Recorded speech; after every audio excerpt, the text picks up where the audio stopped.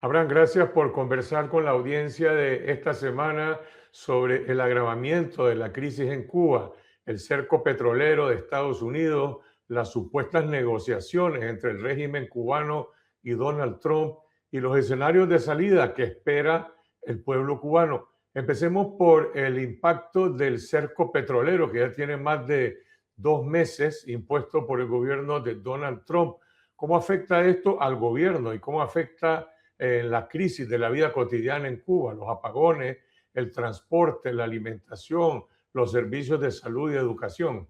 Lamentablemente los cubanos están viviendo un infierno, ¿no? Lo primero que hay que aclarar es que se está diciendo mucho y es un gran error asumir que la crisis cubana ha empezado a partir de este bloqueo petrolero del presidente de Estados Unidos, y la crisis cubana es desde mucho antes, ¿no? Lo que pasa es que este cerco ha llevado la crisis a un nivel extremo, ¿no? Pero Cuba lleva años ya con apagones, años donde las farmacias y los hospitales son cementerios, donde la gente no tiene que comer, donde el día a día es un infierno, ¿no? Lo que pasa es que ahora ese infierno se ha hecho aún más oscuro cuando uno pensaba que no podía ser. Eh, bueno, toda mi familia está allí, las fuentes que tengo que están allí me cuentan que, bueno, la cotidianidad es pasar de 18 a 20 horas sin electricidad. Claro, que no haya electricidad en el país significa que hay muchos barrios que solo se pueden alimentar con gas manufacturados, no tengan cómo cocinar, y entonces la gente tenga que cocinar con leña, con carbón, a la intemperie. La mayoría de la población cubana está cocinando de esa manera, los alimentos se echan a perder, tampoco pues, se puede bombear agua, los acueductos no pueden funcionar, entonces hay montones de barrios a los que no llega el agua y se pasan 20, 25 días, incluso hasta un mes sin tener agua potable que consumir. Entonces, están viviendo realmente una situación extrema en ese sentido, ¿no? Pero por otro lado, pese a todo este escenario, el régimen cubano no deja de perseguir y de acosar a la prensa independiente, a los opositores, a los artistas. Si el Cuba, los pocos megawatts que le quedan, la poca energía, los pocos recursos que le quedan, los destina a seguir reprimiendo. Es un régimen que lo único que sabe es reprimir. Esto es para que la gente entienda la complejidad de este asunto. El bloqueo y las medidas de Donald Trump están asfixiando a la gente, pero no al régimen, ¿no? Porque el régimen sigue viviendo de las prebendas que ha acumulado durante todas estas décadas, y ellos siguen viviendo con electricidad, ellos siguen viviendo en sus palacetes. De hecho, reciben a todas estas comitivas desde la izquierda internacional llegan a Cuba, y cuando el país entero está apagado, ellos incluso les arman conciertos, les arman caravanas y recorren todo el país como si fuera un safari ideológico. El gobierno permitió la llegada de un barco ruso, de un carguero de combustible y también la llegada de esas flotillas de lanchas de solidaridad. ¿Significa esto un cambio en el cerco petrolero de Estados Unidos? Según las declaraciones que dio Marco Rubio y también Trump, eh, el gobierno de Rusia le consultó al propio gobierno de Estados Unidos su intención y el envío de petróleo, y fue el gobierno de Estados Unidos quien dio la luz verde para que llegara ese barco a Cuba. Es el único que ha llegado desde que el gobierno de Estados Unidos capturó a Maduro y lo encarceló en Nueva York, y que decidió cortar todo el crudo petrolero venezolano que llegaba a Cuba, que era alrededor del 50% del sistema energético cubano. Desde ese entonces, el único petróleo que ha llegado a Cuba es este barco que llegó de Rusia, y según declarado el propio gobierno ruso y el estadounidense, fue una licencia, un permiso que pidieron para que entrara. Habrá que ver si esto se podrá repetir o no, ¿no? Pero de momento, por ejemplo, en el caso mexicano, que en su momento se manejó como una alternativa a Venezuela, la propia presión de Trump y del gobierno de Estados Unidos hizo de que la ayuda que brinde Claudia Sheinbaum sea sola humanitaria, ¿no? Comida, alimentos, medicamentos, pero no petróleo. Tanto el gobierno de Cuba como el de Estados Unidos han hablado con distintos términos que están Ujú. explorando una negociación. Se habla incluso de contactos que habrían ocurrido entre el equipo de Marco Rubio y el consorcio empresarial del ejército Gaesa a través de algunos de Sí. los familiares de Raúl y Fidel Castro. ¿Qué expectativas tiene el pueblo cubano sobre estas supuestas negociaciones?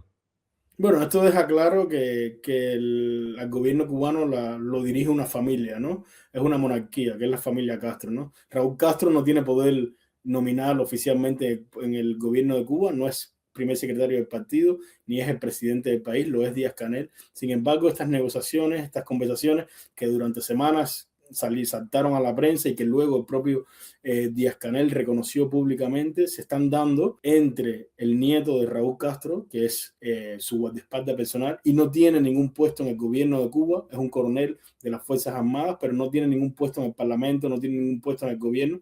Sin embargo, cuando Díaz-Canel da este discurso y reconoce esas conversaciones, ese señor, el nieto de Raúl Castro, está sentado por primera vez delante de él, como asintiendo lo que está diciendo Díaz-Canel a las claras, de que es el que está llevando las negociaciones, como se había saltado a la luz pública, ¿no? Y que son los que controlan evidentemente el país. Él es además el hijo del que hasta hace 2 años, 3 años era el director de Gaesa. Gaesa es la empresa de las Fuerzas Armadas que controla más del 80% de la economía cubana y su padre falleció. Por tanto, incluso hay investigaciones periodísticas que han encontrado que él había volado a Panamá con la que es directora de esta empresa a negociar allí las finanzas de Gaesa. ¿Qué expectativa tiene el pueblo cubano respecto a estas negociaciones? Bueno, las expectativas que los cubanos están desesperados porque pase cualquier cosa, ¿no? Si la gente no tiene un pan, Carlos, si la gente no tiene electricidad, si a la gente está encarcelada, hay más de 1.200 presos políticos, la gente le da lo mismo que sea Dalai Lama, que Trump, que sea quien sea, pero que se acabe este infierno para los cubanos y que cambien las cosas. Estas negociaciones habrá que ver qué están poniendo encima de la mesa.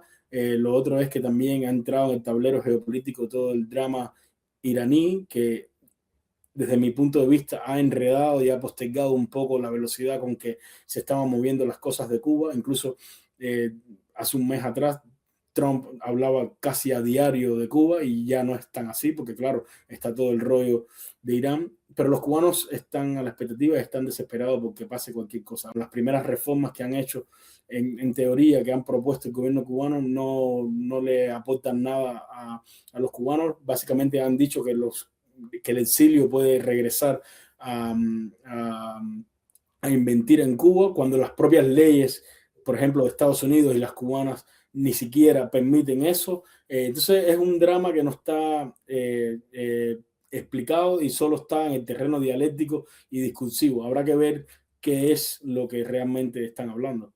La respuesta de Marco Rubio a esa propuesta fue de que está bien, pero que eso no es suficiente si no hay un cambio político profundo en Cuba. Y por el otro lado, el gobierno insiste en que quiere negociar sobre temas económicos, con temas de seguridad regional, continental, pero no sobre la naturaleza política de Cuba. ¿La cúpula cubana está ganando tiempo en esta negociación o crees que esto va a conducir a una salida o a un agravamiento de esta crisis? Como te decía anteriormente, lo de Irán está jugando a su favor y además sí creo que en estas negociaciones el gobierno cubano gana tiempo, ¿no? Está en su zona de confort, donde vende la imagen de país agredido, donde vende la imagen de estar asediado y todo eso siempre lo utiliza y lucra simbólicamente y políticamente para recrudecer y para decirle a la población, como estamos agredidos, vamos a coartar las libertades, vamos a coartar los derechos humanos y miren al mundo como Estados Unidos quiere acabar con nosotros. Entonces, en esas negociaciones, el gobierno cubano siempre gana tiempo. Lo acabamos de ver la semana pasada cuando han declarado que iban a liberar a más de 2.000 personas, ¿no? Pero el gobierno cubano dice que en Cuba no hay presos políticos, cuando hay más de 1.200.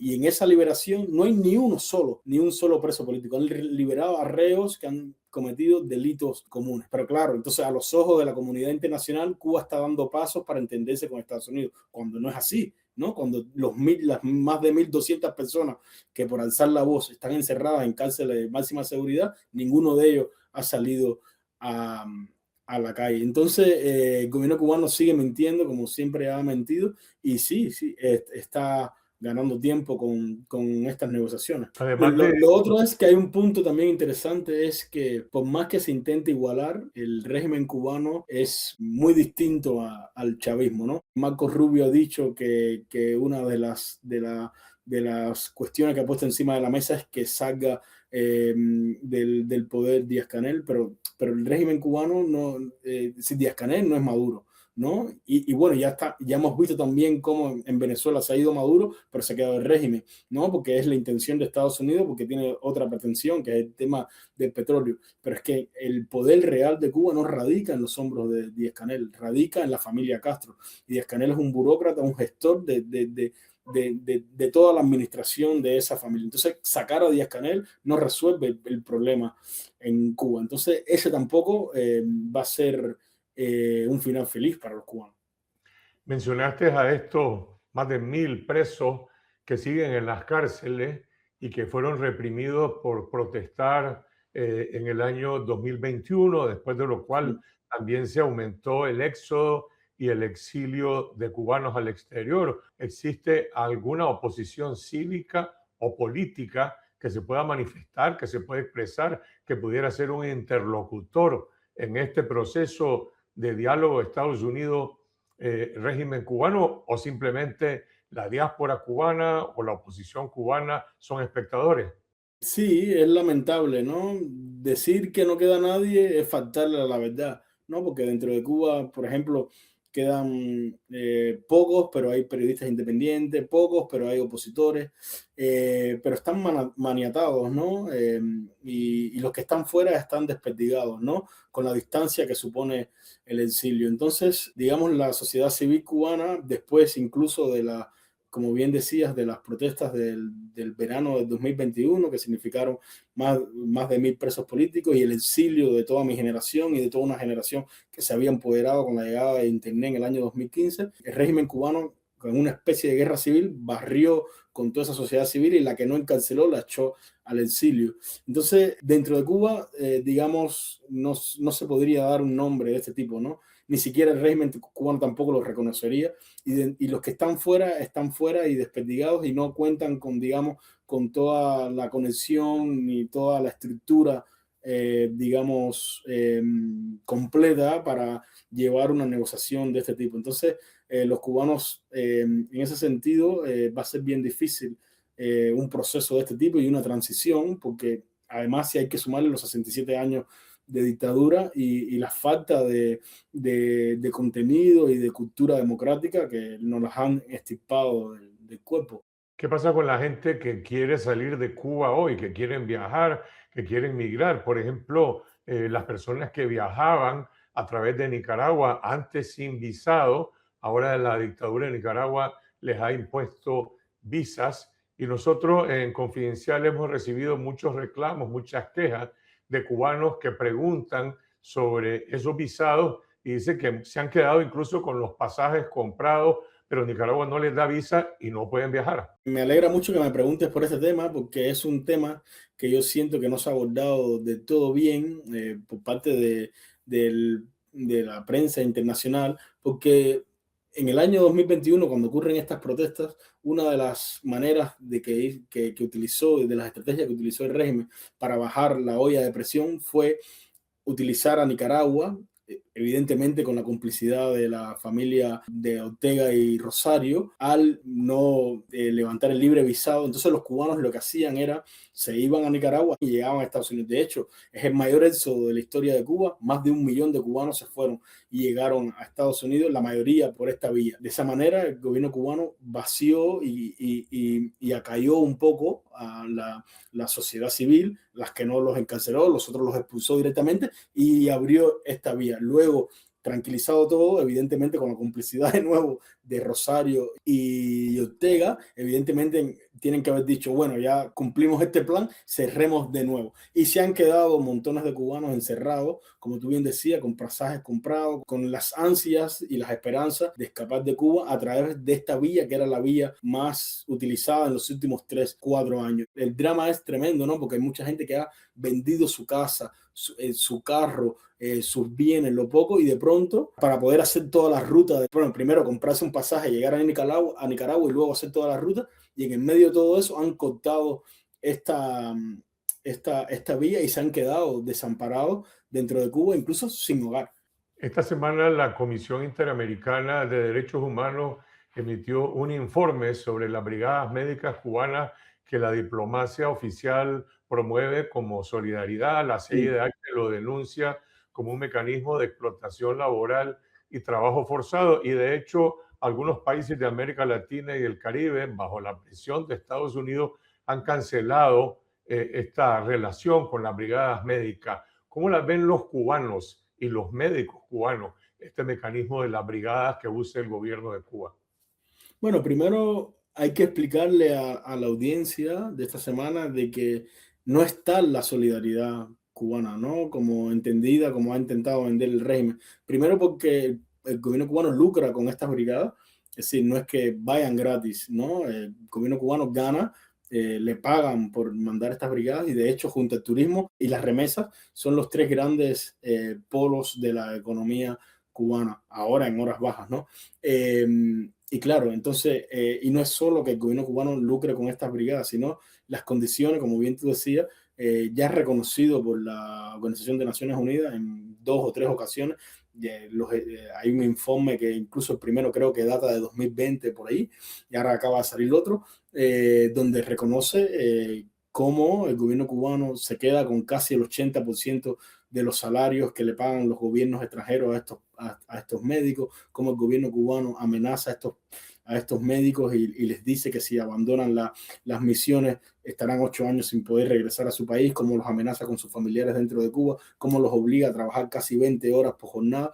Y es un trato y unas dinámicas que la ONU, repito, ha reconocido como esclavitud moderna. Entonces, gobiernos extranjeros a la hora de ahora de renovar esos contratos, presionados por Estados Unidos y por estos informes, han cancelado estas brigadas. Y por otro lado, también mucha gente ha decidido de esas mismas brigadas cubanas desertar e irse a vivir al extranjero. Lo cual también abre otro asunto, es que claro, la mayoría de los médicos que deberían estar en los hospitales cubanos, el gobierno cubano los utiliza para ganar dinero con ellos. Entonces los hospitales cubanos, uno no encuentra médicos, los cubanos van a los hospitales y hay un déficit enorme de doctores. Vos sos periodista, ahora en el exilio, hay muchos otros colegas tuyos que están en Sí, esa condición y medios de comunicación cubanos independientes. Decías que todavía hay algunos periodistas independientes en sí. Cuba, pero ¿cómo se informan hoy los cubanos